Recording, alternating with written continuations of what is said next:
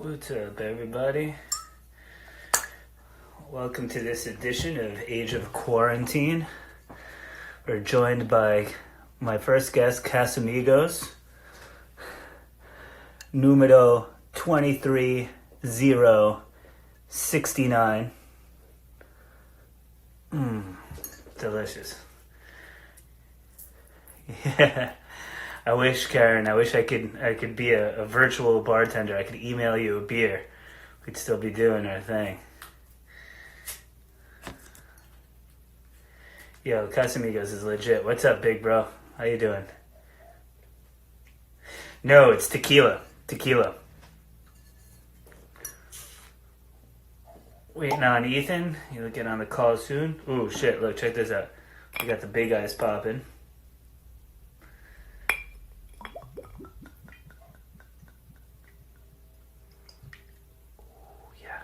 Delicioso.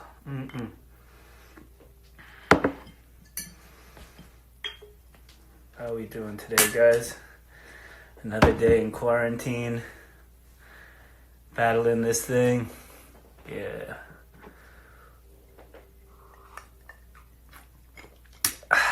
Deli. So in case you guys don't know, we're doing this. I drink it on the rocks. Just straight up. No lime even. I'm a fucking savage. I'm David Castillo, just to get this out here. I'm David Castillo. I'm the talent buyer and one of the owners of Saint Vitus. We've been doing this series with the boy Chris Enriquez. It's called Age of Quarantine.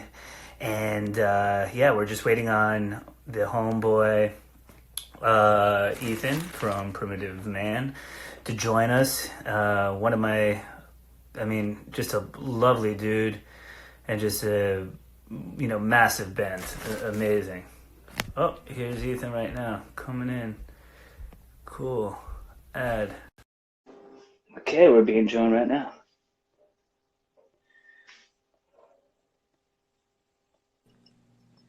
Oh, hey.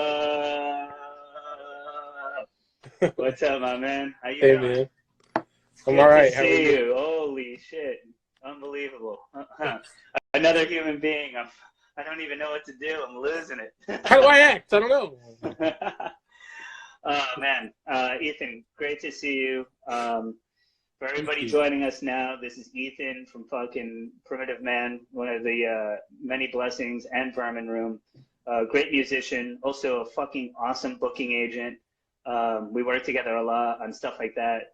So we're going to be getting into all that shit. And I just poured myself a big glass of tequila, so cheers to you, homie. Cheers.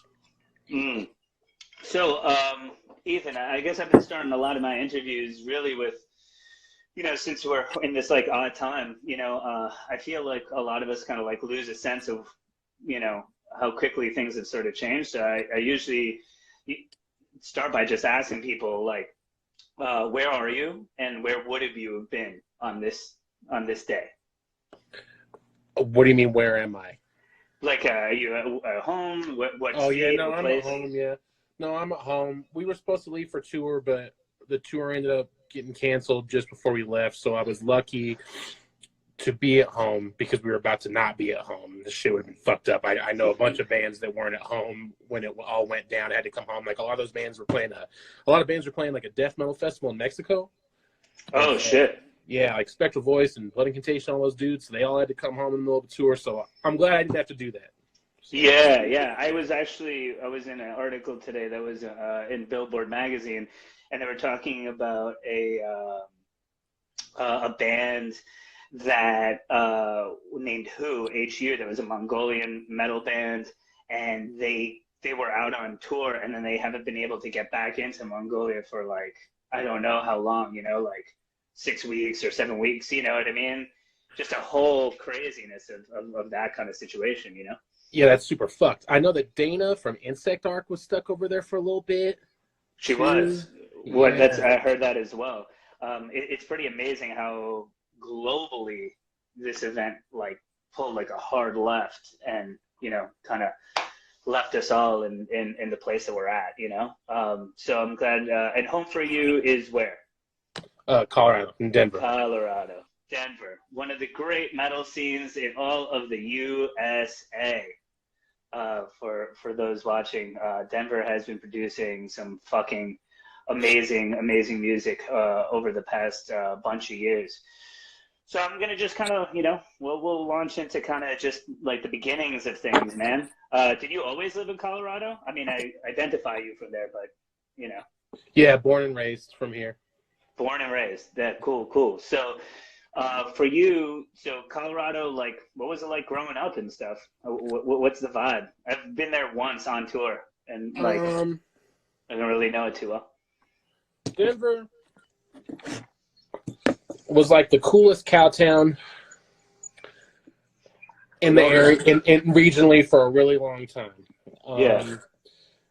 And it wasn't like, you know, before legal weed and like, sorry, my phone's all falling off. Before legal weed and all that shit, it was a little bit slower moving.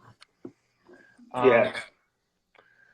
The only bands from here that were really doing anything were like Cephalic Carnage and Catheter. And Planes Mistaken for Stars. See, that's who when I think of like a band that I grew up listening to, I'm like, yo, Planes Mistaken for Stars. Like that was just someone that off the top of my head, because there wasn't a ton of bands from there that like I was really listening to, you know, at that time.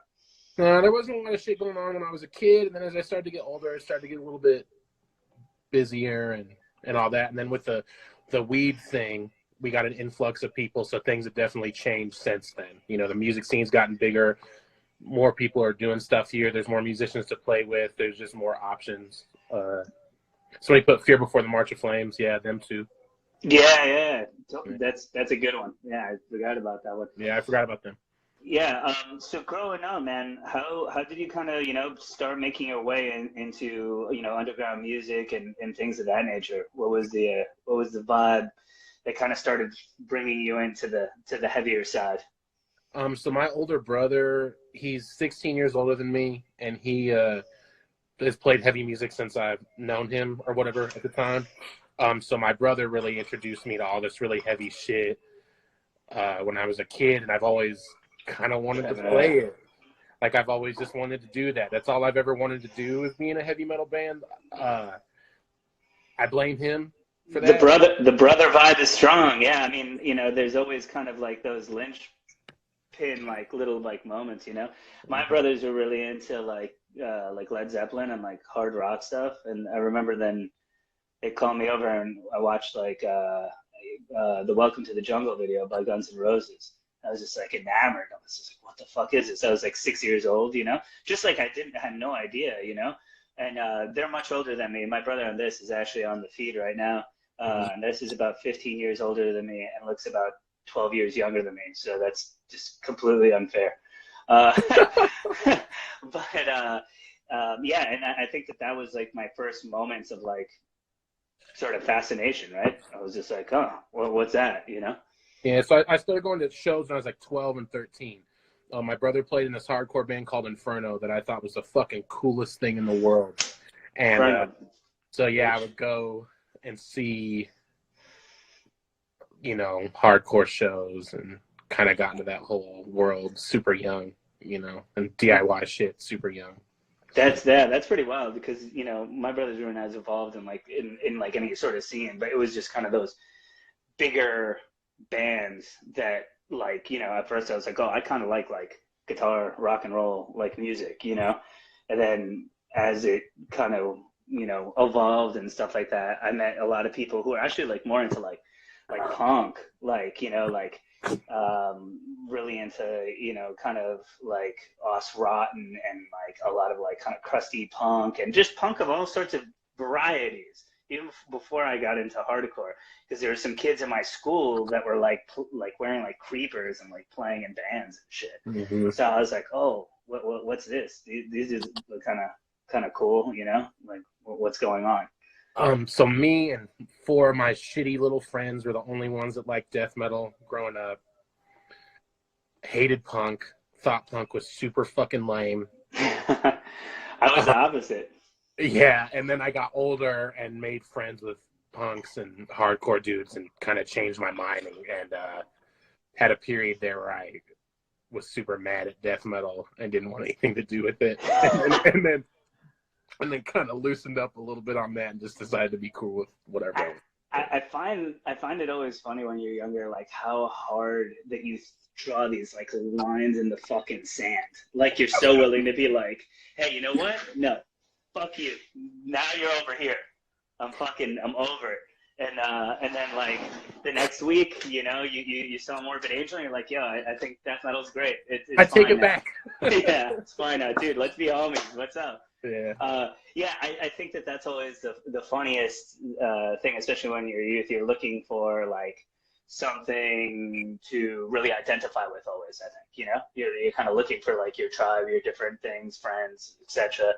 Like that. I was into punk and then got into like more hardcore stuff, and that was kind of more the catalyst. Like I was into kind of more, you know, like classic heavy metal, your Black Sabbaths, you know, your bigger bands and stuff. But like when I was getting into underground shit, metal came kind of last, you know, because then all the hardcore kids thought they were like sort of enlightened and cool, and they were like into like politics and other things, you know. And I'm like, I don't want to listen to shit about like Dungeons and Dragons, fuck that, you know, or whatever. Or it's like, oh, this is just like a horror film. I'm not really as excited. And then I got really excited later on. And I was like, I was wrong.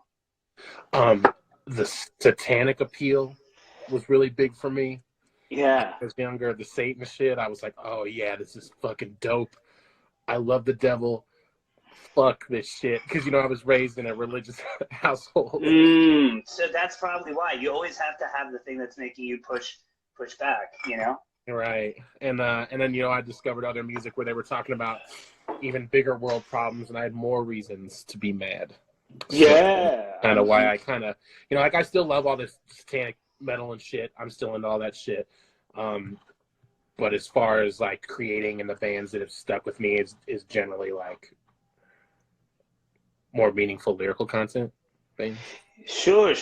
Yeah, I think that there's sort of like a fine line. And I think that at a certain point, what was interesting for me is like I realized that the aesthetics that I was into were kind of starting to overlap, you know, like the hardcore that I was starting to get into was being influenced by death metal greatly, like Bloodlet, Integrity. Oh, dude, I loved all of that shit. See, exactly, that's what I'm saying. It's like that evil aesthetic. Yeah. Yeah, and so and obviously some of that imagery started to play in too. That was like a little, you know, like a little bit more on the darker side of things, disembodied. Things like on that level, I really like started trying to get like heavier and heavier, and then all of a sudden I'm like, wait, and then I just ended back around, and I'm like, man, I should have been hanging out with those kids with the long sleeves. They had like the better records, and now I'm like a couple of years back, you know. Yeah. You know what? And then that's where like I think for me the entryway really was like more like the butt rock death metal, like Entombed. And stuff like that, you know, like Wolverine Blues, Beavis and Butthead. And I was like, this is not that different. Why am I such a hater? Yeah, man. I mean, I hate to say it, but I was like never that much of an Entombed dude. The only Entombed I really knew about was Wolverine Blues because of Beavis and Butthead, you know, growing up. It was more of a Morbid Angel kind of dude and this kind of shit. Which I know is blasphemy, but Entombed, you know, this is pre-internet. Like, it is easy to get into shit back then, you know? So Entombed is just one that I just never grabbed onto when I was younger, you know? Yeah. For me, I think, like I was saying, they started hitting that more, like, kind of mid-tempo shit, and I was just like, you know? Like, I was with it, and then I put on, like, Die With Your Mask On by Dead Guy, and they're like, Yeah. And I'm like, how different is that from dun dun dun dun dun dun? You know, like I'm like, oh, okay, now I'm just like parsing shit. Like I like this, you know, and that's what kind of got me back in the fold a little bit more, you know. It's pretty wild when you're young, and then and just as you grow, anybody person, we're all on our own like little musical journeys, right? Like, and like figuring out the connections of things that kind of make you excited in music. And at least for me, it's always been like across genres. I'm just looking for a feeling. I don't really give a shit where it comes from. You know what I'm saying? Like, it could be noise music, it could be hip hop, it could be. I'm just like looking for a feeling. That's more. I want the visceral vibe. Do you feel the same way? Absolutely. So as I've gotten older and I've gotten into more shit, as I've gotten older, it's really about vibe, and I'm looking for the same feeling in all sorts of different genres, from electronic to noise to death metal, all this shit. Someone said fourth wave ska, I struggle with that one, but so about that, I've never liked fucking ska. That shit sucks. All right, I can't play here first. Primitive Man does not like ska. It's just me. I can't. No, I'm talking for all y'all. Primitive Man does not like ska. I don't think they like ska either. But yeah. I might have to talk to him about that. Make sure I'm gonna verify sources. I think that's the thing that I've been looking for. So I think at all times I'm just like, okay, what's making me feel something and feel something like strong, And I think that's how I wanted, it's kind of like, if you had like 2 beers and you were 16 and you're like, oh, now you have a couple of beers, you're like, whatever. I need a little something more to get me to where I need to go. And then I think I was looking for heavier things, faster things, other things that gave me that sense, And then I'm like, what? Oh, Nasm. What is this? I remember the first time I heard Nasm. That blew my fucking mind. That's actually probably the first grindcore band I ever heard was Nasm. Yeah, I think that like the first thing that anyone told me was grindcore. I think like officially, like as like this is what this is. Like this is a thing that's happening was Asuk, and that it was like in that realm. You know what I mean? Yeah. But then I was like, that's sort of like the punk side of it, And then like I started learning a little bit more. But I was just like, this is the fucking most insane thing I've ever heard in my life. If somebody gives your band that reaction, you have to be feeling good, right? Yeah, man, definitely. I love all that shit. I remember, so I heard Nasm and that band, Origin. On like the same day. And at the time, we were just kind of calling it death metal. I didn't know, for the Nasm part, I didn't really know what grindcore was or whatever. And we'd already kind of been into Napalm Death, but the Napalm Death that I knew and started with was Fear, Emptiness, and Despair. So I just wasn't really like familiar with the term. Yeah. So I discovered Nasm and kind of went from there and went more into that side of things and played grindcore for years. And that's like all I was doing for a while. So. Oh, wow. That's cool. So let's talk about, just how you started picking up playing. How did that kind of come into the fold? Like, were you like, hey, I want to start playing because I want to be in a band, or do I want to play because I'm like, sometimes it's piano lessons, sometimes. How did you just start playing music? I wanted to be cool like my brother because he's a bass player, but I didn't want to play the bass. I wanted to play the guitar. And so I've been playing guitar since I was like 11 years old or something like that. Wow. Real young. Yeah. I mean, honestly, man, like I just got into this whole thing because I thought my older brother was so cool, and then I just stuck with it, Yeah.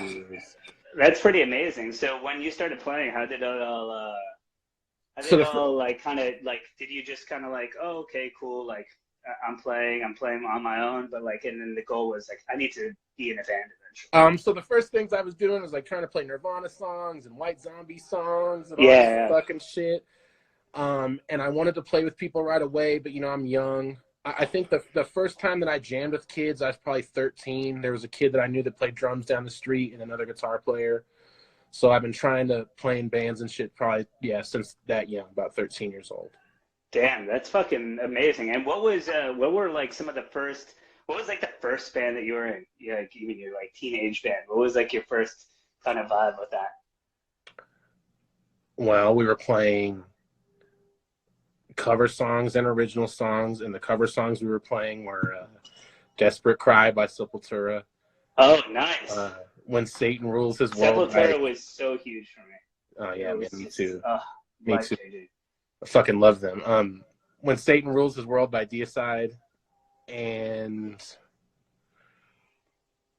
I think like a Malevolent Creation song or some stupid fucking shit. Yeah, I have no idea. But that's it. Just to me, I find it fascinating that you were just kind of on the mission so fucking early. You know what I mean? Like when I was talking to Brian Cook from Russian Circles, and he was like, I started playing bass because that's just kind of what they had at this particular music store, and like it just seemed cool to me, and like there was no like intention of like where it was, but you were just like, hey, my brother's in this sick band, and now I'm coming into it, and I'm like, I want to take the throne. I want to fucking play like my brother and be like in this sick metal band. Like you were, the intention was kind of clear from earlier.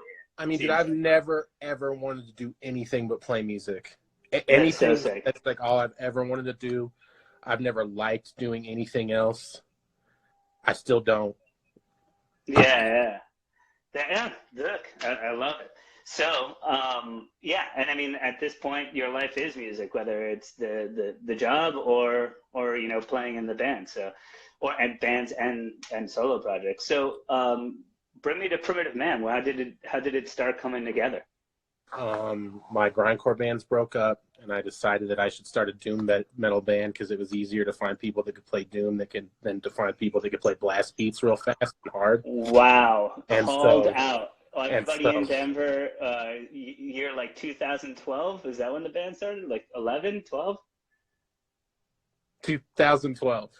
No one could play blast beats in Denver in 2012. You wimps. I mean, nobody. Nobody that Ethan knew. Nobody that Ethan knew. So I was like, and I've always loved doom. Yeah, yeah. I've like Crowbar and shit. Always loved slow music, all that shit. And so I was like, oh no, I'm gonna try something else.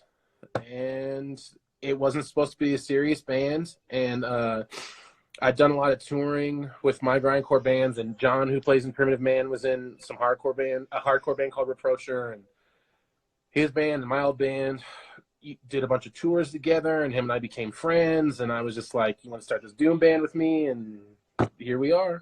Ah, I see. So it was just easy. Just like you guys had been like kind of, playing on tours sort of side by side, and you're like, yeah, this dude's good. Like, and I like hanging out with him. So let's see if we could do something. How was it getting the last piece? So there have been a couple of drummers in Primitive Man. It took us a couple of years to find Joe, but we've been playing with Joe for about 4 years now, and it's just been a dream come true. Hey, all right. Hey, we found the fucking guy. Joe, to you, my man. Beautiful. I love it. So with Primitive Man, like my feeling when I first really like heard, well, this is the story of why I listened to Primitive Man the first time. I thought about this because I've had a lot. Is it because it had primitive in the name and you were already in Primitive Weapons? No, that's actually not true. That's not true. It's not because you were swagger jacking me. That is not like why.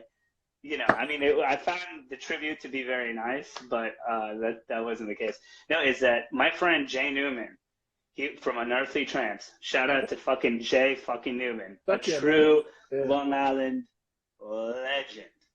Great dude, an incredible band. Like Unearthly Trance, so underrated. Greatest bands to ever fucking happen. I would put Unearthly Trance in my top 10 without hesitation. Dude, how so under fucking rated. And also just the loveliest thing, the greatest people. And Ryan used to come from the hardcore scene, and I remember the first time I saw Unearthly Trance, they were playing like a hardcore show, and they were playing so slow, and like for us, like at that time I wasn't as used to slower music and really kind of understanding the landscape, but like I was like, these guys are pretty sick. Like like I really liked what they were putting out, but I didn't think maybe I just didn't quite have the vocabulary yet for like what they were doing. It was just kind of like really getting into it. But I really respected Ryan. The singer was in this old hardcore band called Motive from Long Island. It was fucking sick. So I was like, oh, cool. I watched the whole set, thought it was fucking great. And like, I was like, yeah, this is great. Fast forward watching, you know, Jay and all those guys do all this, for years, and now, getting more and more into that. Like my tastes were moving towards where they were already at, pretty much, so early on in the game. I think before a lot of people were doing that shit. I mean, yeah, and I remember they did a tour. They did, might have been like a relapse tour or something in the early 2000s, or it was Unearthly Trance, Minsk, Fuck the Facts. Yeah. I wonder if my friend Corey was on the tour. I'm not sure, but Fuck the Facts, another devastatingly underrated band. Very good. Yeah. But anyway, sorry, I didn't mean to interrupt. No, it's cool. But so Jay from Unearthly Trance, right? Yes, Corey was on that tour. That's my boy. Shout out. So Unearthly Trance, Jay just rolls up to me and he's like, "Dude, you gotta fucking check out this band, Primitive Man. They're fucking the heaviest band." And so if that guy is telling me that there's another band out there that's like so heavy, I'm like, okay, I have to go see what's up with this fucking band. And it was what's the record with the ladies and the American flag, and they have like all the guns everywhere and shit. Home is where the hatred is. And I was just like, yo, G, you were right. I was like, okay. And that was like kind of my first experience interacting with the band. So you came with a big recommendation. That's cool, man. That's cool. I'm honored to hear that because I love that band so much. Fuck yeah. And also, shout out to Serpentine Path, man. That shit was I love those records too, man. Fucking solid. Everything so that good. does. Howling Wind, everything that Ryan does. Yeah, super great. Yeah. So that's where I first started interacting and doing all that. And so then once that started happening, it was just in my world, and I was like, yeah, I feel like almost like Crowbar. It was like it felt like the intention was like, this is the heaviest shit out. Yeah, boom. Man. Has that been kind of like a singular goal or something like that, or how did that kind of like that aesthetic start forming? I mean, yeah, I've always wanted to play in the heaviest bands possible. So I've been trying to do that, to get as extreme as possible. And I feel like if you're going to play extreme music, you should try to be as heavy as possible.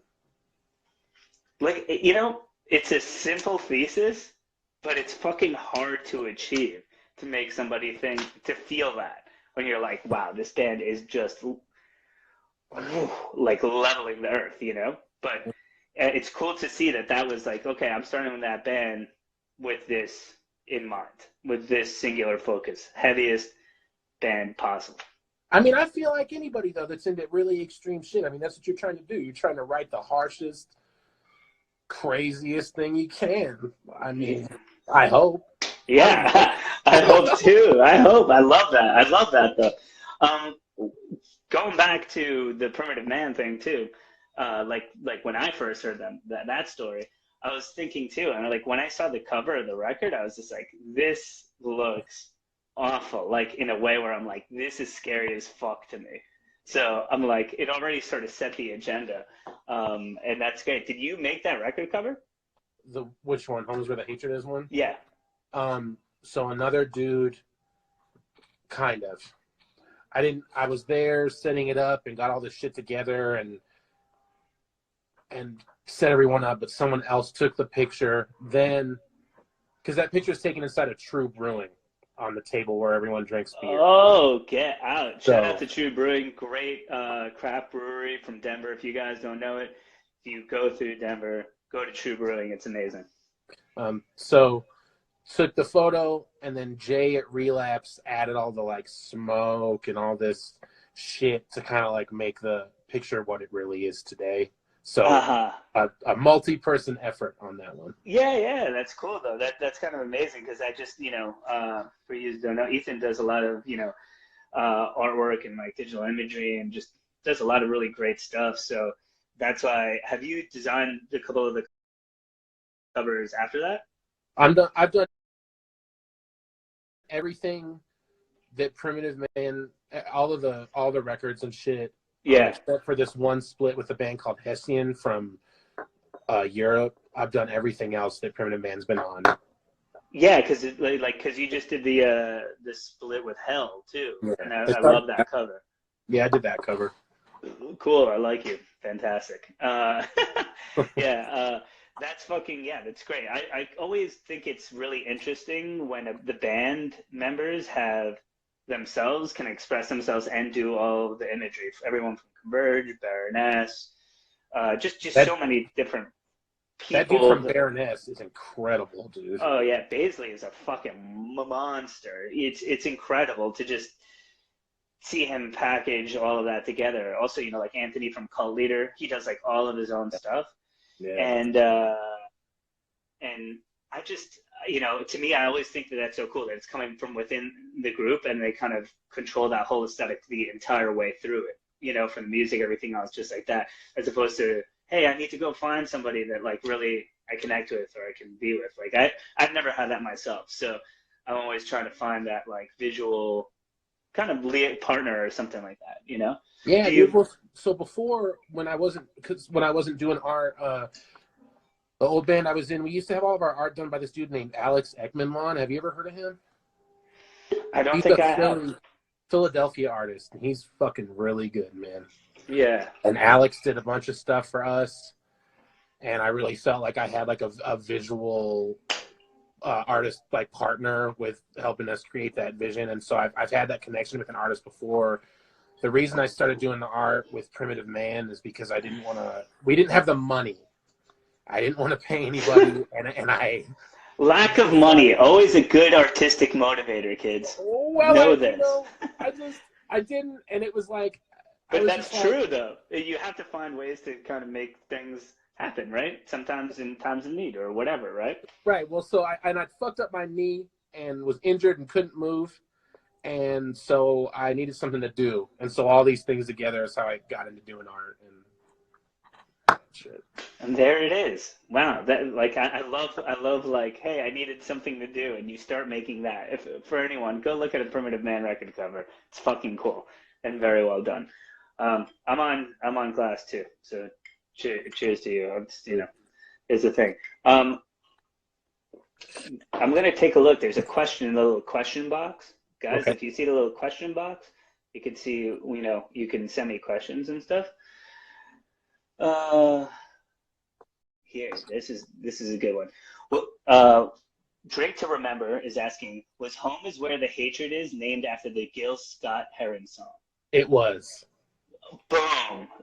Unbelievable. So that's coming from a way other genre. If anyone, you know, doesn't know who Gil Scott-Heron is, check him out. A true legend, a true funk player legend. So you just lifted it from there. That's hilarious. I mean, I love Gil Scott-Heron, dude. It's the legend. I love Amazing. him. Yeah. Yeah, beautiful. That's a good one. All right, let's see. I think I had another one in the box. Oh, there you go. No, nothing in the box there that needs to be talked about. I have decided, but keep sending your questions. I want to know what it is. It was silly. It was just not like a good question, you know. Oh, here's a good one. What's your favorite indica strain? I like any weed, every weed, all weed. Yeah. Is better than no weed. Do you write a lot when you're you know, like, is it always like, hey, I'm gonna, you know, smoke some weed and like start writing, or does it come at different times? I'm high all the time, man. Yeah, I got you. Yeah, that works. All right, any weed, every weed, I'm good with that. I'm more of like a sativa guy if I can, you know, pick my vibe, but I mean, I'm not like crazy. It make you a little paranoid, though. Yeah, I don't know. At least that's for me, man. You know, if the heavy indica, man, and I can't feel my arms and shit, I'm like, I don't know. I'm like, I'm gonna just fall asleep, and then I'm like not doing anything. It all is the same thing. So just to get a sense, you know, we just talked about True Brewing, right? And Homeboy from Chemist is a master brewer at True Brewing, right? Yeah. Another great Denver band, super good. How's the scene there? Because it seems like something has just been happening for quite a while, like over there, you know, between Blood Incantation, Spectral Voice, the Chthonic Deity, like that whole crew, Primitive Man, Vermin Womb, like they're Chemists. And we're talking about a bunch of different styles here, folks. You know, we're talking about death metal three ways, you know, like obviously Primitive Man, like this incredible doom band, and then Chemist having kind of more of just like these amazing harmonies, and really kind of more like heavy metal, but with a capital H and M, like, you know, and just really kind of like on that end of the spectrum. How's that all been coming together, and how's that community? How does it feel? Is it pretty tight, or is it kind of a little looser? I mean, all those bands you mentioned are all friends of mine, and I feel like we have a really, really close circle of friends creating great shit. And all the bands that are associated with the bands that you mentioned. And there's also a ton of other stuff going on outside of our group of friends that's really good also. Denver is just really thriving with music right now in a way that it wasn't when I was a kid.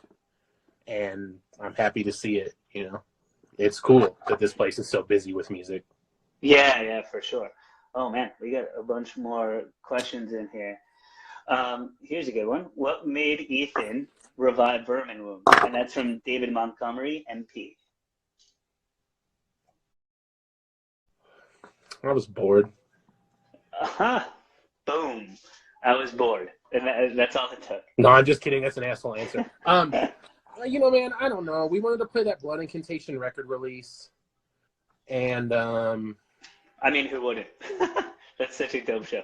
Yeah, and I don't know, man, and that's it. So that's kind of why it started. It was just like something to do to play that show.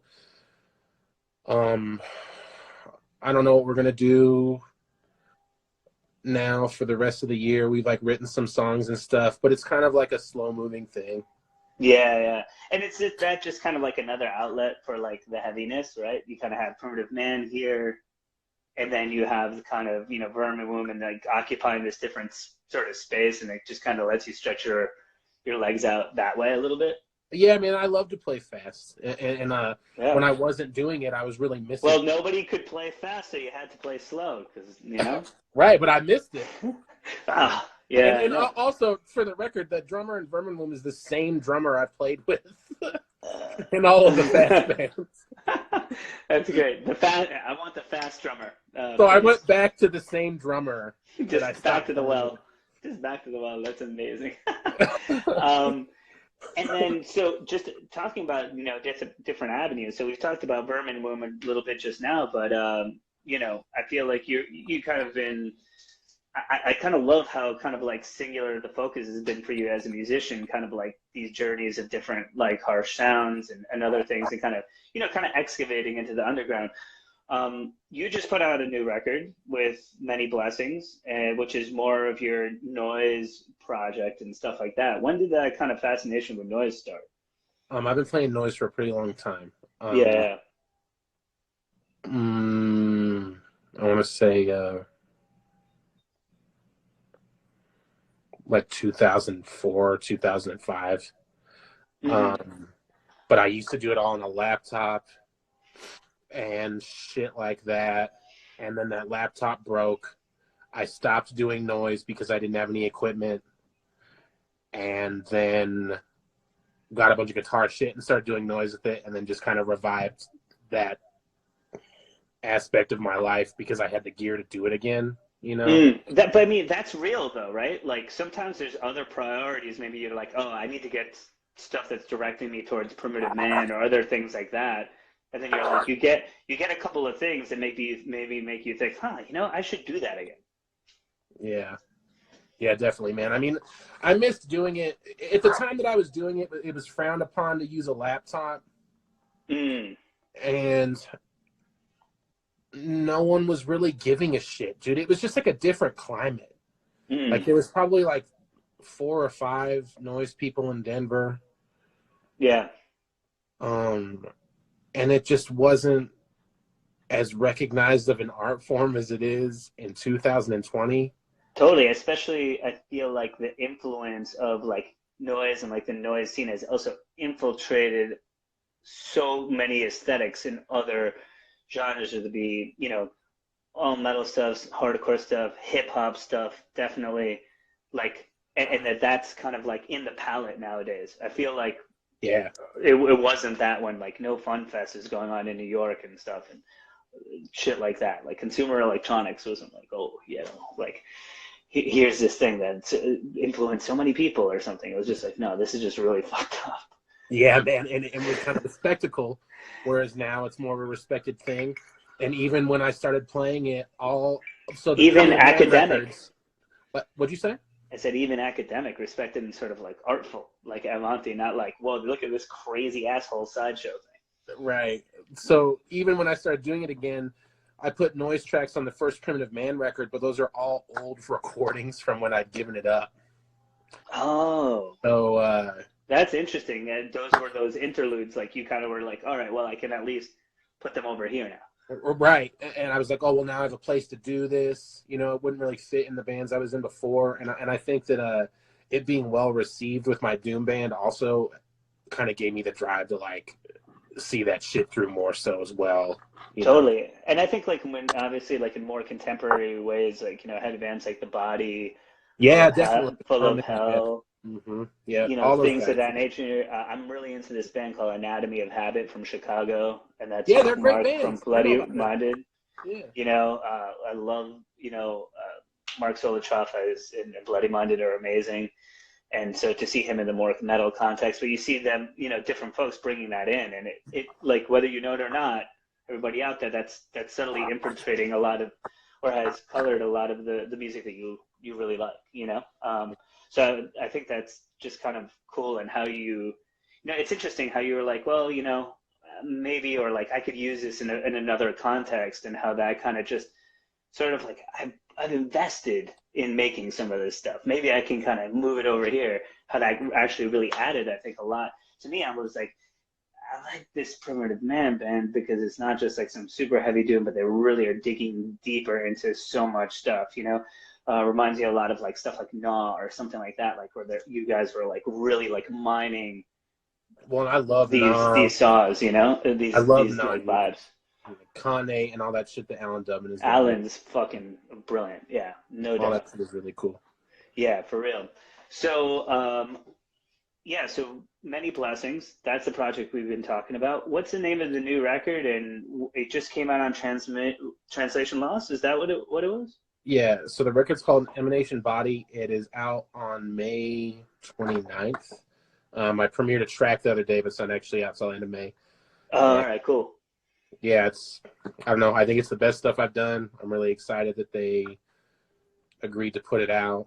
Yeah, it's probably cool. The nicest and cleanest noise recording I've ever done, which, you know, so I'm excited. I don't know. I hope people check it out. Yeah, for real. Yeah, definitely check it out. Everything that I've heard out of Many Blessings is great, and has played Saint Vitus before. Great show with Anatomy after, I think, Primitive Man Full of Hell down the block. And that was a really, really, really good one. I'm going to go back to some reader questions to just kind of see what's going on here. Okay. Here's one. What non-metal, non-rock artist would you love to play alongside with? Meteor to the Face. That's his question, or her question, or that person's question. Well, my favorite non-metal band is a band from Australia called Hate Rock, so that's who I'd like to play. There you go, Hate Rock. That's just the one. All right, cool. Let's take some other ones. This is a good one. How is Ethan able to tune so low on a 6-string black metal burrito? So I use really thick strings. They're 17s. It's 17 to 74. And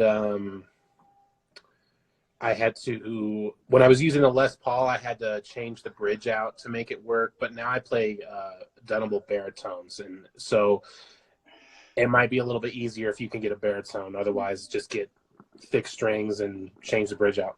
And you'll be fine. Boom. Love that. I can't do anything with that advice, but there are people watching that could definitely do that. Here's one. Favorite modern grindcore bands from Coffee Caleb? And new Internal Rot is really good. Internal Rot. Yeah. See, I'm learning here alongside you guys, too. This is how a lot of the times, that's how I find out about great music, right? It's just your homie telling you, yo, this record is fucking sick. And I'm like, it goes right to the top of the list of what I'm going to fucking listen to in the next couple of days, you know? Yeah, man. Internal Rot's the one I can think of right now. I'm put on the spot with that question. But they Yeah, just put sure. out a record, so that's kind of... We don't even need more than one. There's no rules. It's fine, you know? That's fucking great. I love just kind of, I love just talking to musicians and seeing what they're digging into and what kind of different things. And if I hear a name more than once, I'm like, okay, like it's shooting up. I'm like, why is everyone listening to this, you know? Let's see here. Okay, this one's a good one. From Caustic Moon Pies, do you have a favorite piece of graphic art that you've done? I do, and it's for the new Primitive Man record. Actually, I put together the layout for this one that we just got done recording, and I think it's probably the best piece of art I've ever done. Nice.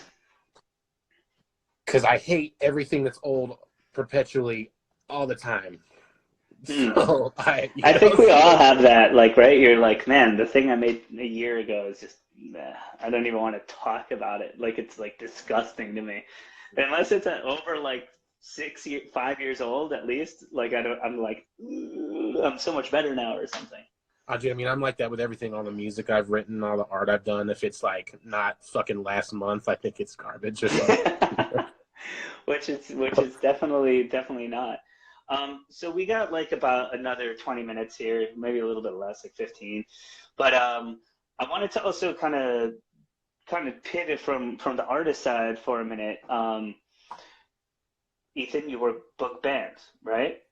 For a living. And so me and Ethan actually, besides, you know, me liking Ethan's band and, you know, him playing at Saint Vitus, I mean, quite a bit. It's been really amazing to see Primitive Man continue to grow from being this band that I thought was, Jay Newman told me about, that was like the heaviest new shit kind of coming around, to, you know, seeing you guys just continue to grow to sold out shows with, you know, you guys in Spectral Voice and so much. It's really cool to see people embracing that level of heaviness. But besides that, all the experience, you know, touring and getting everything to that, you book bands for a living. So how's, you know, this has been a pretty crazy time period. How's it been kind of dealing with all that stuff?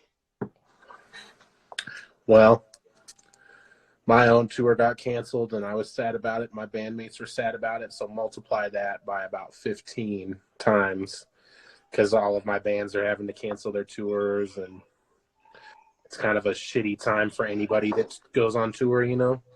Yeah, absolutely. I mean, yeah, just, you know, for a lot of people out there, these are things that take, you know, 4 or 5, 6 months in advance planning at least, you know, if you're going to another country like you guys are doing Europe, right? With Full of Hell, is that? Yeah, that's what we were supposed to be doing. We were supposed to be going over there with Full of Hell and iFlies, and then all that got scrapped. So. Yeah, so it's been, you know, for us, it's sort of the same thing. It's just pretty wild to see everything go to sort of zero and have to kind of deal with the fallout of that. But, you know, one of the things that I think is really interesting about you and you being involved in that side of things is that you have kind of the empathy for it, right? Like, you've done this. Like, I've gone on tour, you've gone on tour, we've been to a lot of places, we've dealt with a lot of things, played a lot of crazy shows, good, bad, everything in between. Do you think that really helps you with your job? Yeah, definitely, man. I think that because I've done all of the worst versions of touring up until what I do now, that I can empathize with my bands and I can work really hard to not put them in a position that I wouldn't want to be in myself. And if there's like something shitty, like a long drive or something that's unavoidable, I have like a legitimate reason for it, other than that I just didn't think about it and I just didn't give a shit, which has been a lot of bands' complaints about booking agents, is because if the guy or the person or whoever that's booking them hasn't done it, a lot of times they're going to be disconnected from what it is really about. you know. Yeah, I feel like, being in Primitive Weapons, being in, my even my new solo project Confines is just more of an industrial techno thing. Like, and so I kind of go into different kinds of venues to see the way maybe other worlds operate a little bit too. It just gives me a lot of perspective. Gives me a lot of like empathy and perspective for the other sides of things, and also kind of just being, yeah, just being in it, and then that informing like, all right, how am I trying to book these bands? How am I trying to,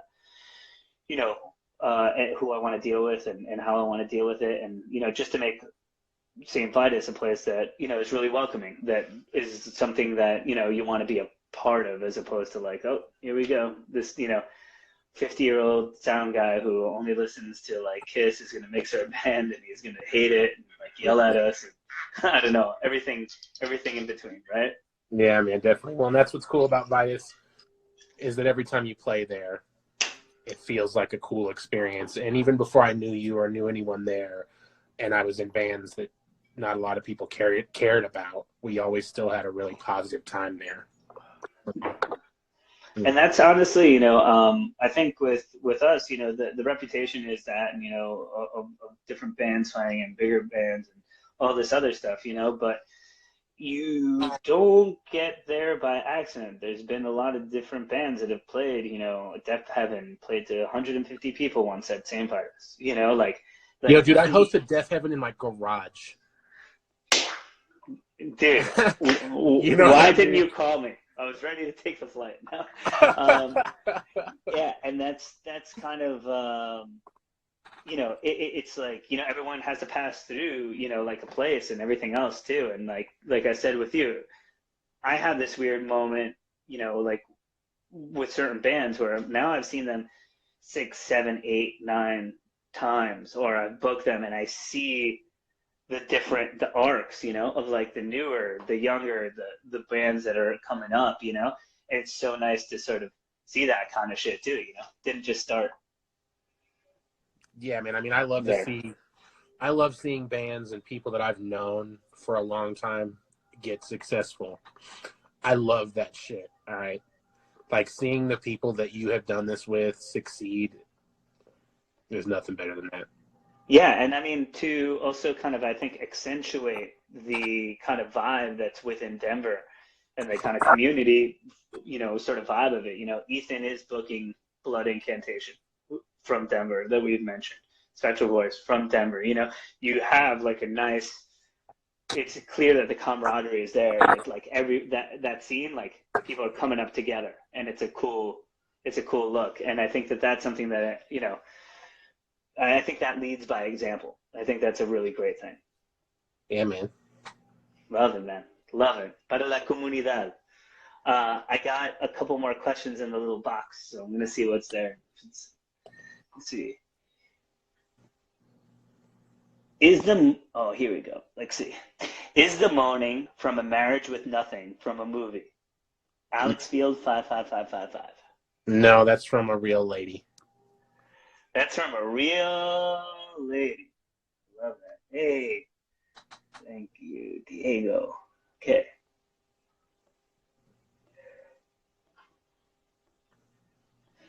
Caustic was my intro to y'all. One of my all-time favorites now. With that, could you expand on the lyrical themes a little bit? And that's from Daddy's Day Out. I talk about a lot of different stuff on that one. I don't know. I mean, I'm high right now. Oh shit.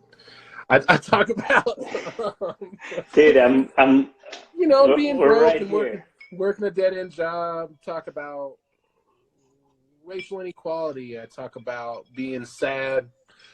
Talk about wanting vengeance on your enemies. Dude, that's key. Sorts of shit. Yeah, vengeance on your enemies is definitely key. These are ingredients too. Like, you have to throw those on those, like, 16 or 17 gauge strings. You need to throw those feelings onto those, and maybe we'll get to where we're at, you know what I'm saying? I fucking love it. Didn't Jonathan's band Campos? He put out like a new record, right? Yeah, man, an Black Curse. outstanding album called "Endless Wound" by Black Curse. Check it out. It is gonna be the fucking savior of all Black Death, all mediocre Black Death, all fucking wimps. Step aside. Yeah, man, I've been seeing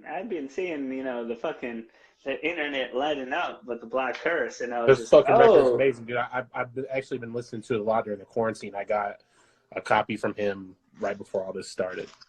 Nice. So that's always key, right? Like we're all consuming different media and stuff like that, and I've had a lot of friends send me playlists, and just like, even if it's something just you haven't listened to in a little bit, you're doing whatever, but you're like, I listened to Kraft today. Yeah. And I hadn't listened to Kraft in just like a while, but it just brought me there, right? And I was just like, yo, fuck the universe. This shit is fucking so sick, Yeah, like, man, I love that. I just like, sometimes